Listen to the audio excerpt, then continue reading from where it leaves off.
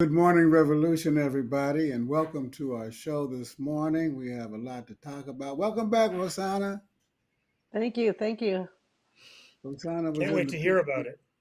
Rosanna was in the People's Republic for a couple of weeks on a theoretical study tour. We're anxious to hear all about it. Not this morning, but Yeah. soon.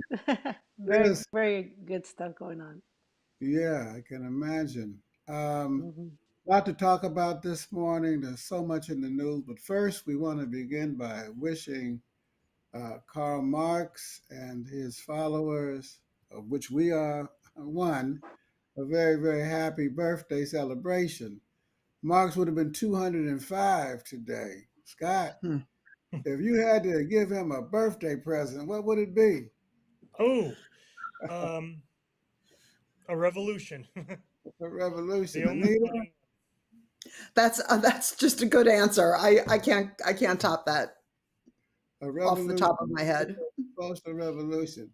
Rosanna, what would you give Mr. Marx? I'd give him a cell phone with AI technology. There you go. He could he could write Das Kapital much quicker.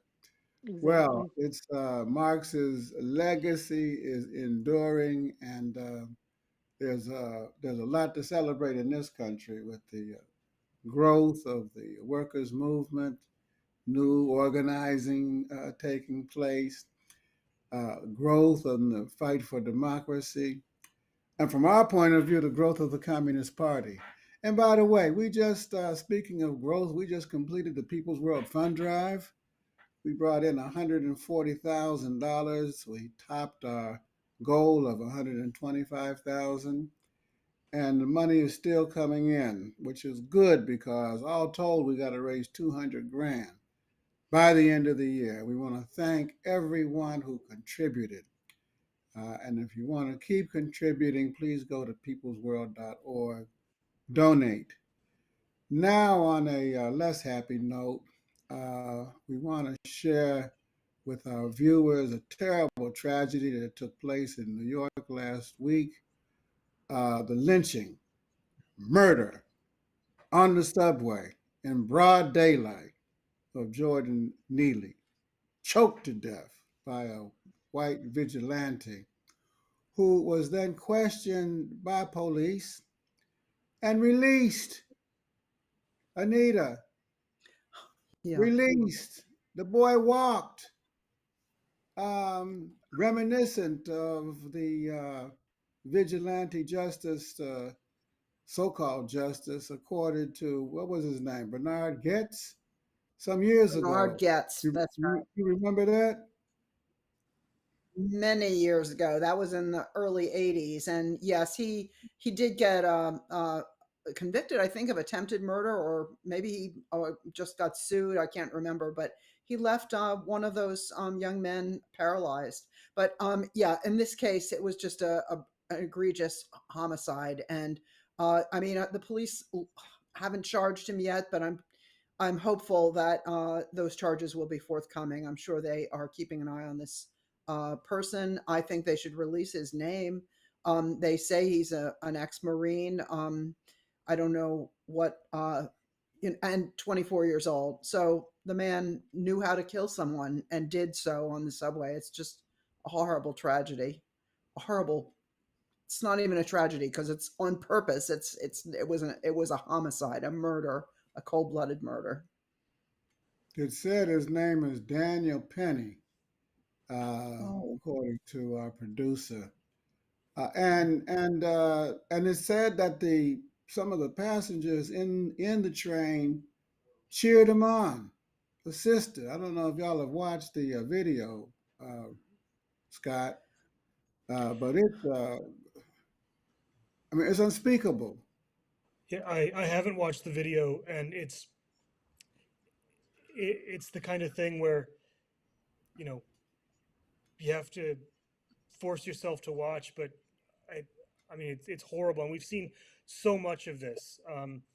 Kyle Rittenhouse walking free after murdering protesters standing up for Black lives, and as you said, Joe, and as Anita said, it was lynching, pure and simple. It was a queer neurodivergent black man who was murdered in public on a subway train, with people cheering, and there's something profoundly sick about that, and it's rooted obviously in white supremacy, but also in this culture that the right wing has been pushing of, um, sort of the use of private violence as a means of social control, like the state giving sanction to people um, who are willing to use violence to address what they perceive wrongly to be threats. So this is something that every humane, decent,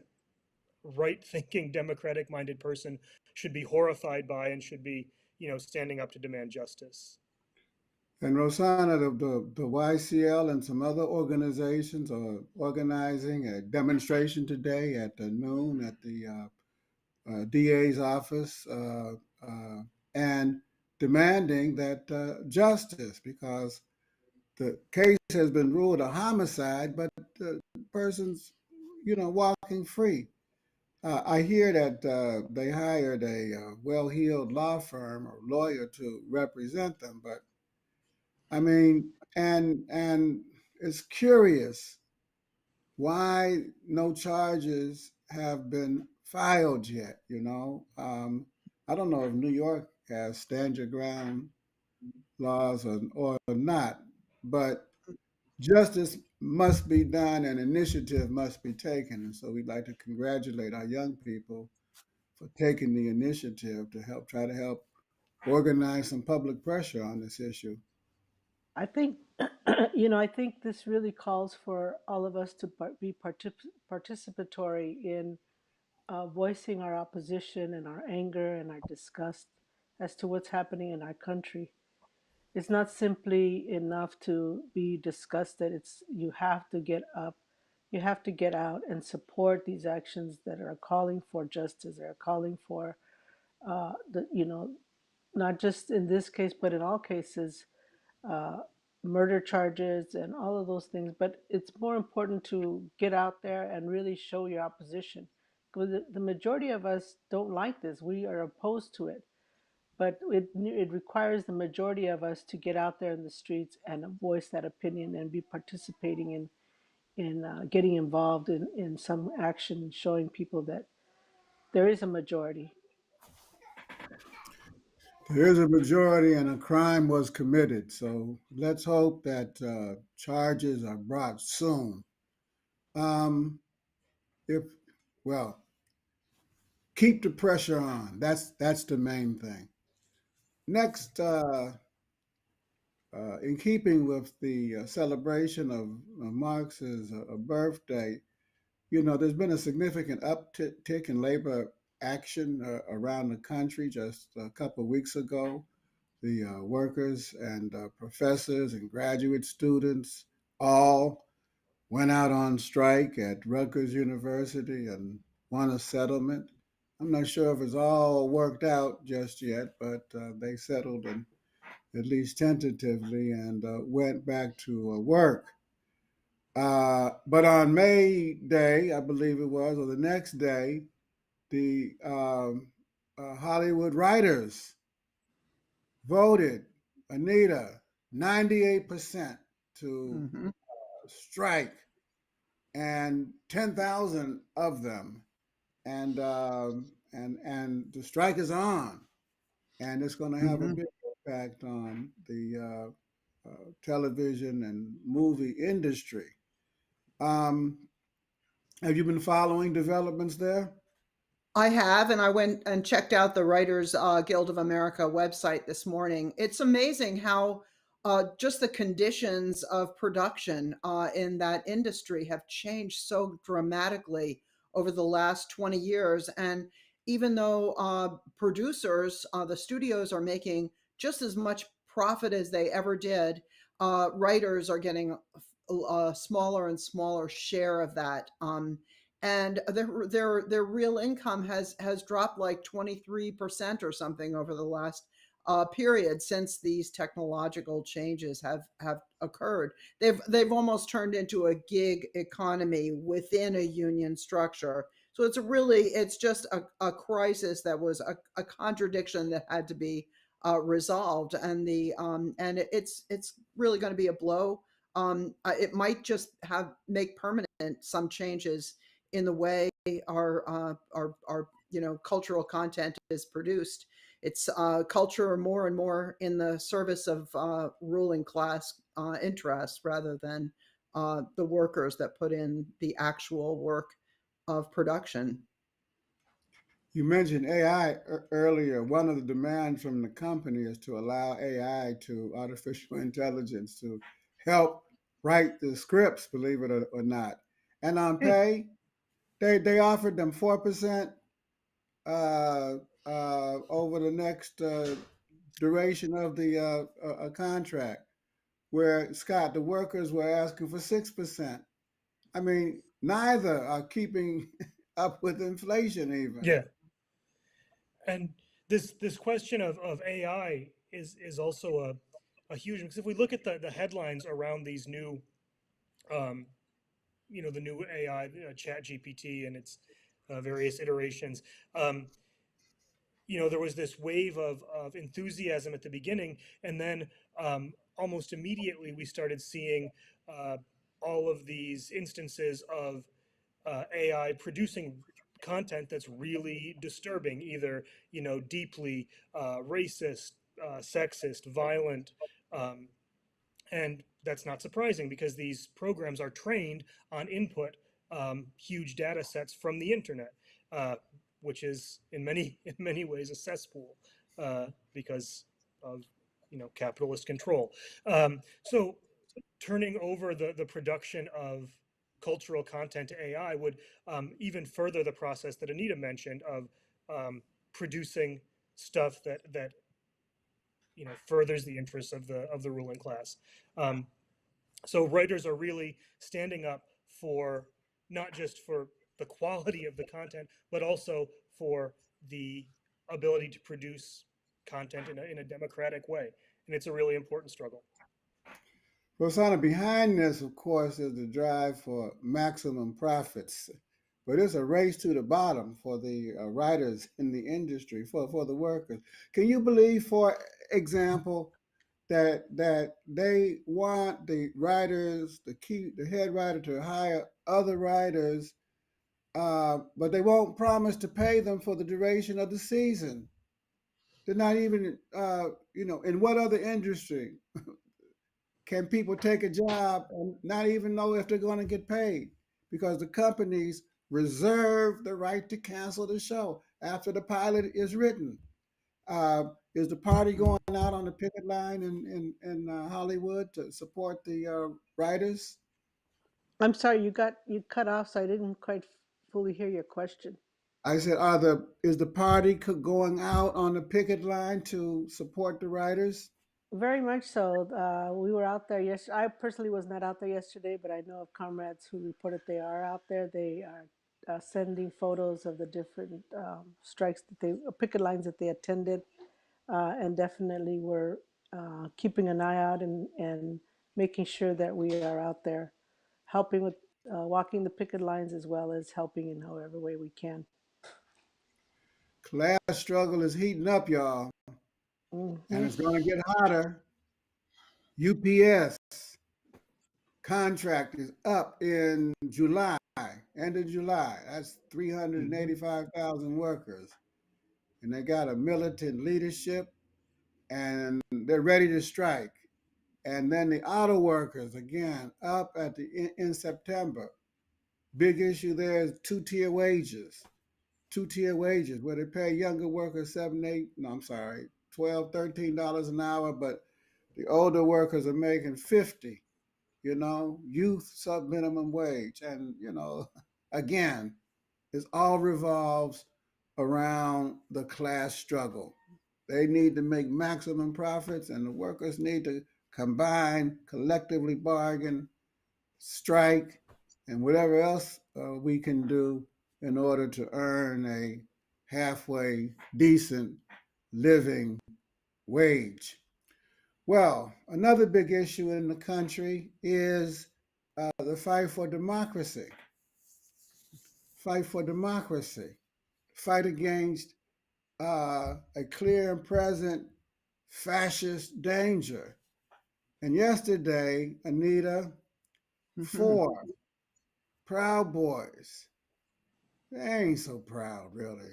You know, what's the opposite of pride? It should be called the Shame Boys.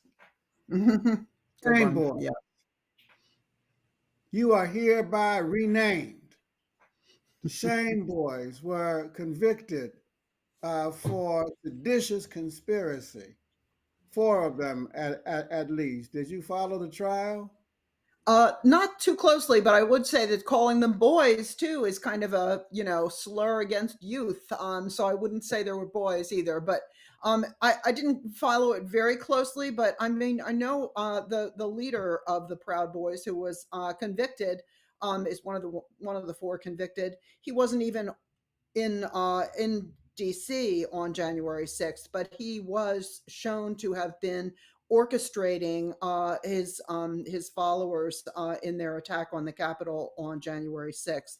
So I think it's really significant. I think we're happy that Merrick Garland finally came through with some really big um, uh, uh, convictions, and he's gotten, I think, 600 convictions. So it's I think the Justice Department has said they're really devoted to following through and getting accountability from the January 6th insurrectionists, and I think this is a sign that it's happening. And is justice being served here, Scott? Because I mean, there seem to be, you said 600 convictions, Anita, but they're all lower level people who Mm-hmm. participated in the actual attack on the Capitol. Scott, but the ringleaders, Trump, Or yeah, his chief of are still staff, at what large. was that guy's name? Uh, McGinnis, huh? McGinnis, as our producer mentioned. McGinnis. And what was the chief of staff of Mark Trump? Meadows. Mark Mark Mark Meadows, Meadows. yeah. Meadows. Those guys. Um, the trickster, going back to the days of Nixon. Um, Yeah. What's his I name? forget. I forget his Roger name. Stone. Roger Roger Stone, Stone. Stone. yes. Roger. Steve Bannon. Scott. There. So What a What do bunch you yeah, of think is for going justice on to be there? served, or for democracy to be furthered, this process really has to move in two directions. One, from the organizations who participated in the insurrection to the people funding them. The billionaires that are behind them. And the other, from conviction of a few mid-level to now beginning to get to higher level leaders, but to investigation and dismantling of the organization as a whole. Because as we know, these white supremacist and terrorist organizations like the Proud Boys, the Oath Keepers, and others are deeply enmeshed in police departments, uh, and they're really driving forward a white supremacist and ultra reactionary agenda. So we need to move in that direction as well toward getting those organizations out of any kind of involvement in the police or the military or any kind of public affairs. Um, Rosanna, is prosecution the way to go? In the case of Mr. Neely, I heard that yesterday a story that kind of surprised me, and that is that one of the progressive groups that were approached to participate in the protest said, "No, we're not going to do that because we're abolitionists, and therefore we're not in favor of pursuing legal means because we want to abolish." And I am very sympathetic to the ultimate goal, but the question is, how do you get there? And so it seems to me like they're kind of getting in the way exercising whatever. What do you think about that kind of idea, Rosanna? Well, I think the question is, how do you hold people accountable if you Hmm. don't want to proceed, with the um, the process that we have in place? How do you hold people accountable? How is this person going to get away with, you know, the murder of Mr. Neely? Um, and I was thinking about the Shane boys and this current um, uh, um, ruling. And I wonder if this is going to set a precedence to also go after all of those that you name, Bannon and Trump, because of the fact that I forget the person, the head of the Shane Boys, who was not in D.C. but was orchestrating it.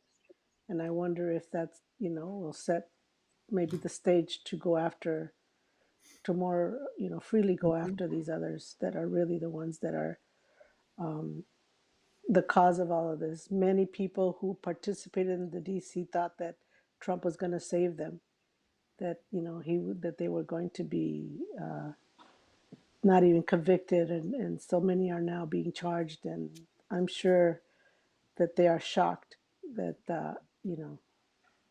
that this is even happening to them, which is really shameful as well.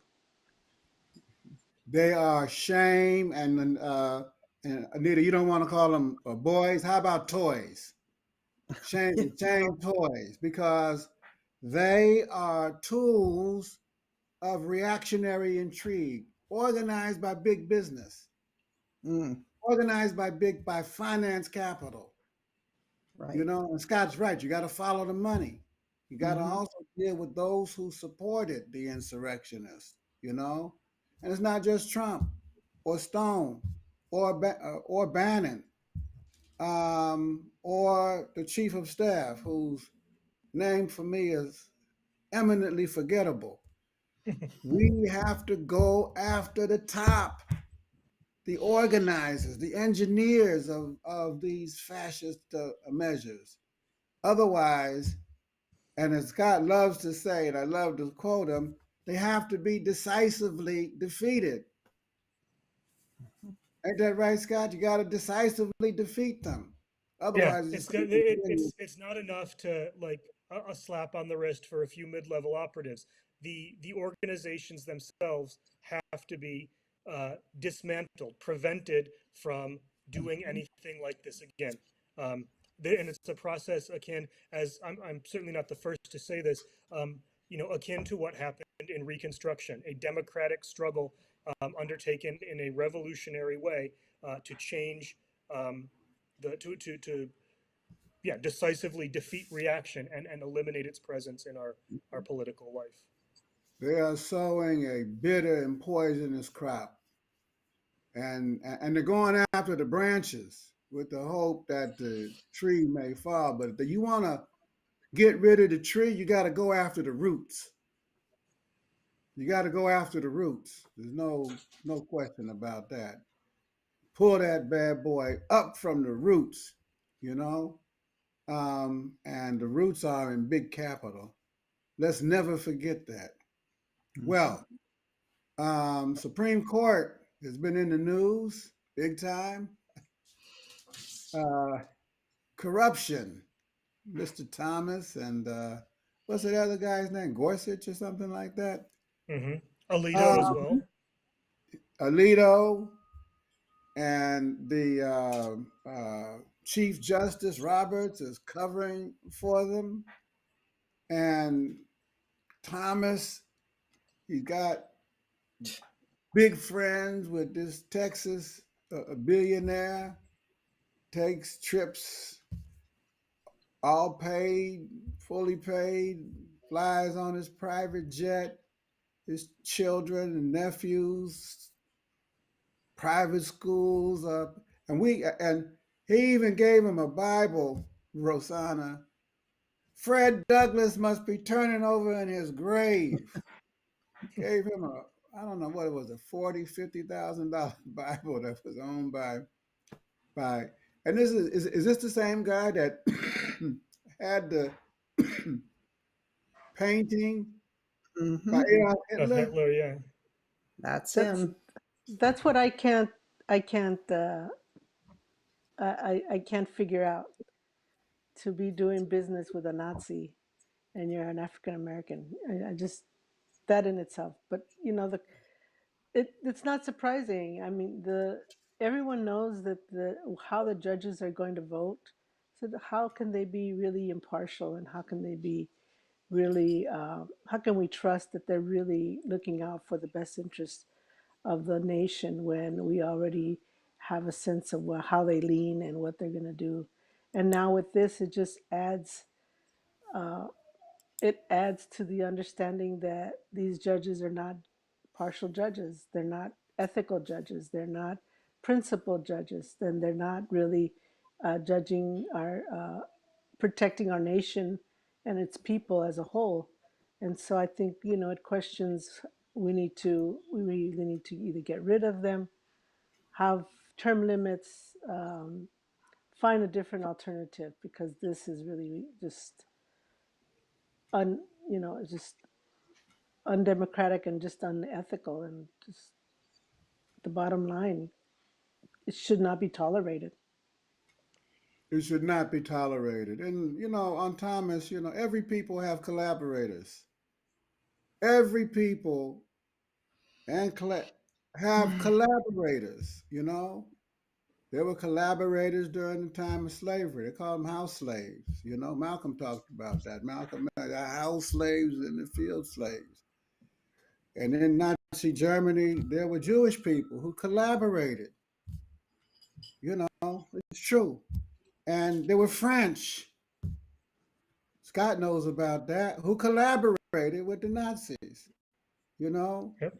there were there were in the early colonial period. There were people who collaborated with the British colonial. I mean, And it's part of the dynamics of oppression, in fact, that the um, the attack on a people, um, it part of it is designed to push people to collaborate, to push people to seek safety in the in working for the oppressor.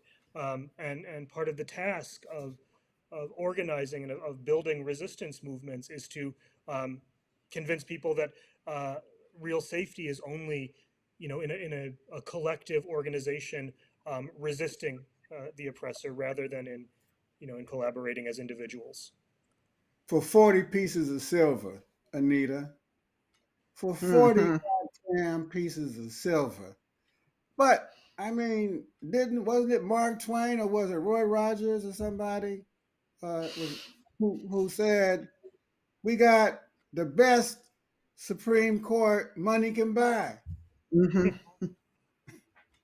I And the mean, whole Supreme Court is guilty. I mean, it's they tried to remember the Virginia governor that we read about recently in these articles, McDonnell. He clearly took bribes in in situations where he was influential in or served that person who gave him the benefit, the gifts and so forth.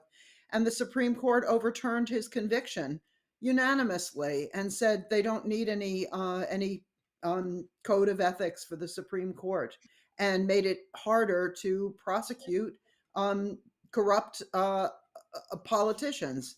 So it the most egregious examples right now are the uh, uh, justices appointed by the Republicans, but it seems to be a pattern throughout the conservative movement of befriending justices. I mean, Clarence Thomas was befriended by this Harlan Crow years at I think 5 years after he joined the Supreme Court.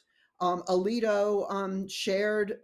It seems like he probably shared that Dobbs amendment draft with his bestie, that had cultivated a friendship with him.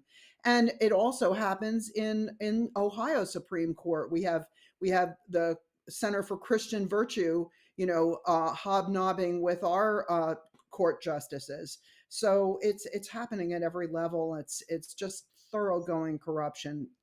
I think we have to really step up and keep an eye open. Some people think the system is broken, but no, the system ain't broken. It's working just the way it was designed to work. Mm. Corruption is endemic to capitalism, and both parties do it. Let's be honest. They like to talk about, oh, Mexico is corrupt. Oh, Africa, corrupt. China, corrupt. United States is the most corrupt country on the planet. It's the leading capitalist country. How could it be otherwise? You know? But that said, you can't accept it. You got to fight against it. You got to fight for measures to restrict it and eliminate it. Because after all, those justices are deciding on the fate of the entire country, and they're unreproachable, damn near. They're chosen for life. They're not elected, which raises the issue of the need for radical reform of the court.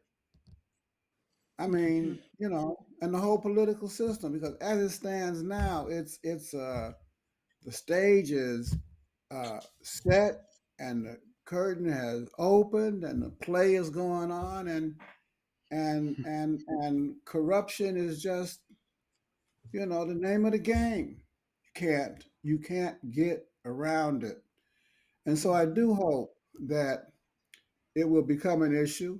As folks were saying before the show started, the court is going to make decisions in June on a whole number of issues, not the least of which is affirmative action. And the, poo poo, doo doo is going to hit the fan when these decisions come down. And we better be prepared for them. Let's move the agenda and address our uh, mailbag question for the week. We got some good one. How Hmm. you all hope to attain revolution? After all, you name your show Good Morning Revolution. And what are its plans for the period immediately after the transition? Who wants to take a shot? Don't all jump at once. Well, I guess I'll jump in. Um, Jump, jump. so we hope to obtain revolution in the most peaceful means possible. The working class wants a peaceful transition to a system based on working class power, a system based on fairness. We don't want armed violence. That's what the capitalist class wants. And one of our leaders from back in the middle of the 20th century, Henry Winston, um, said that our task is to prevent the ruling class from imposing violence on the revolutionary process. And I think that's a beautiful way of putting it. What are our plans for Hmm. the period immediately after? Well, that depends on. So a revolution is not a ready-made thing. Um, it's going to come out of a whole series of concrete struggles happening at a given time, um, and uh, the kind of composition of the revolutionary movement will determine what the main tasks are, the main opportunities are immediately after the transition. But one of the big tasks will certainly be um, changing uh, the way the state is constituted to reflect working class power rather than capitalist power. Okay. Thank you, Scott. That's a good resume. Anyone else? Do we want? You know, we don't want. The party's not going to obtain revolution by itself. It's not. It's going to have to be. First of all, they said all the way back during the early days of the Third International, you need a majority of the working class. You know, and in order to build to create conditions where a majority of the working class support real fundamental change, you have to have a united front. And Mhm. by definition, a united front means a coalition. Another word for united front is a coalition. And that's going to involve different organizations, different movements, and different parties. In a country like this, it's not going to be a solo affair. It's going to be a joint effort by revolutionary working class and democratic forces. Um, and and what happens afterwards, likewise, will be the product of that new, because the first task of a revolution is to establish a new state.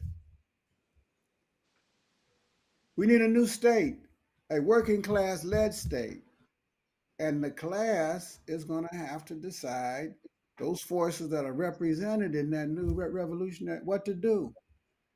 Whether it's to expropriate the big banks, to radically change the criminal and justice system, you know, um, how to provide free health care, you know, you got to radically change the educational system because we need, they're banning books and getting rid of black studies and LGBTQ studies are coming next, women's studies, uh, sociology is on the line. They don't like critical race theory, So there's a whole lot of changes and they're not just going to be done by us. Well, um, if nobody else wants to take a shot at the question, going once, I did think of a good present for Karl Marx's birthday, okay, a party. a part. Abolish classes. How about that? You know. Um, Thank you everyone for watching. Uh, if you're in New York, we'll see you in less than an hour at the DA's office. And until next week, please stay strong, stay safe, stay in the fight. Have a good week, everybody. Take care. Later, Bye. comrades.